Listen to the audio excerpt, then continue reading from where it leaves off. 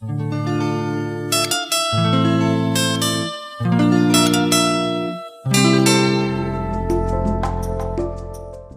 this is T West and welcome to AfroSynergy. I am going to show you a report from Al Jazeera which clearly shows Africans from various countries living and working in Libya who must hide because anti-Gaddafi people are killing them. In fact, as I have shown in some of the earlier videos, they have been slaughtering blacks and putting their bodies on public display. Now, of course, Barack Obama is not going to say anything about this. The attackers came in the night. They set fire to this workshop where Sudanese immigrants were making furniture. The fire destroyed their clothes, their tools, everything. All that's left are a few charred scraps of cloth. Libyans did this. They're against us because we're black, because of the colour of our skin. They think we're mercenaries, but we're not. Eastern Libya is rife with rumours about African mercenaries brought in by Gaddafi to put down the uprising. Attacks like this are increasingly common, and some African workers have been imprisoned. No one with black skin is entirely safe. What we're looking at here is the ugly face of the revolution. When law and order break down, other forces can rise to the surface. In this case, racism against black workers. These poor immigrants live in squalid conditions on the outskirts of Benghazi. They work on building sites or in factories. Some of them want to use Libya as a stepping stone to get to Europe. But for many, the dream of a better life is turning into a nightmare. These Nigerians are so scared of reprisals that they won't venture outside. This young man's name is Courage, and he needed it a few days ago when he was chased by an angry mob. When I was coming from my work, I looked at my back, there were cars after me, chasing me. They said I should stop. I can't stop because there were all the cutlass and dangerous weapons with them. I was running for my life. I wish they caught me, that would be the end of my life. These are violent and uncertain times in Libya. Many African workers say they felt safer under the Gaddafi regime, a stinging criticism of a revolution that aims to bring freedom, tolerance and equality for all. Jackie Rowland, Al Jazeera, Benghazi. Western media is not going to say anything about this. Nigeria is not going to say anything about this. South Africa is not going to say anything about this. And Gabon is not going to say anything about this. Why did I mention those three African nations? It is because those three African nations voted along with the United States, France, and Britain, former colonial powers, former enslavers of African people. They voted for the slaughter that you're now witnessing in Libya, with more than 100 missiles that have been fired into Libya. Why have we not heard Mr. Obama say anything about the killing and slaughtering of blacks in Libya by anti-Gaddafi forces? Not Gaddafi, but anti-Gaddafi forces. No, Barack Obama's father, Barack Sr., would not have quite experienced this as a Kenyan, even under the brutal rule of the British. And certainly his mother would never have experienced this. Now, why?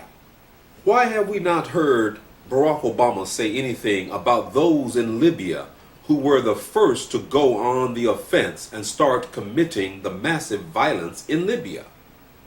Where did these people acquire the tanks and military machinery? Most of those weapons were taken by force, which included the burning alive of some Libyan soldiers, and then they laid these soldiers out in the open so that people could see the burned bodies and indicated that it was Gaddafi's forces who killed these men, which was a lie. Have you foolish people not learned the lessons of recent history? You armed Al-Qaeda to fight against the Soviet Union in Afghanistan. And then those same weapons were turned upon your own heads. Now you dote upon traitors and murderers in Libya and call it their struggle for freedom. Nonsense. Mr. President, I am ashamed of you. When Muammar Gaddafi asked Obama what would he do if people in America started acting this way in certain cities towards him, by taking up weapons and threatening to overthrow the government in the United States, Mr. Obama had no answer. And he knows that it is not only possible but probable in the United States of America today, which has a very rotten and evil component to it.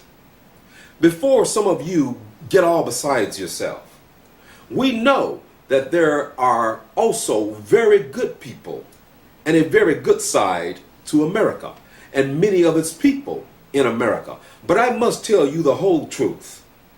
You can throw away billions of dollars killing the people of Africa and of the East, but it shall not buy you a promising future. You have corruption all throughout America. You have corporations who are taking over America more and more, who are buying politicians wholesale, who are going against the workers and against the unions of America so that they may become richer and more wealthy.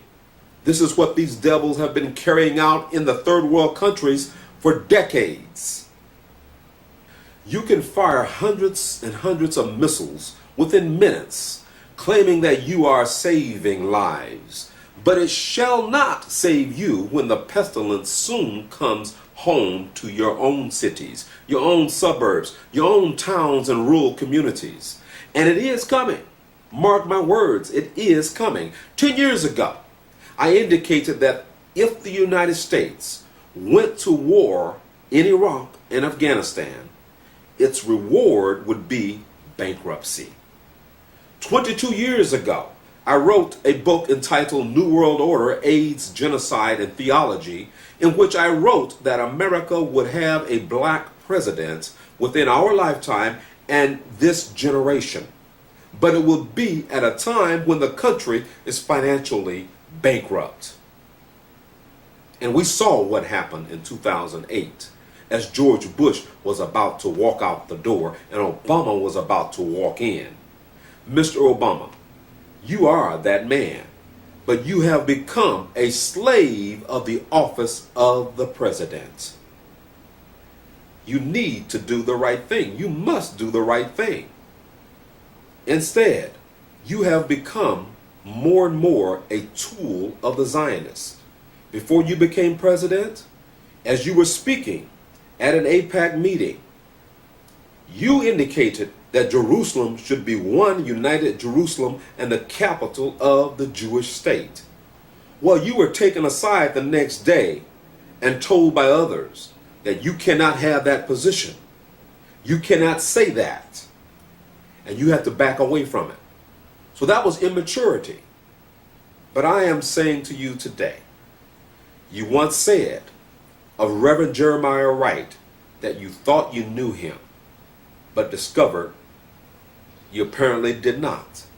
Apparently, we don't know what you are morphing into. But actually, we do. And we don't like what we're seeing. We observe as the Western media go into a feeding frenzy in reporting what this or that European nation hit and struck in Libya with their weapons of death that flies in the night. Yes, thieves often come in the night. We even heard of Germany finally joining in with this death-feeding frenzy against Libya. Mr. President, you will eat your words about not putting U.S. troops on the ground in Libya, because I tell you this day that this shall expand beyond Libya. It is not what you think it is. And it is not something that you will have done with quickly, and it's over. This is T West with Afro Synergy.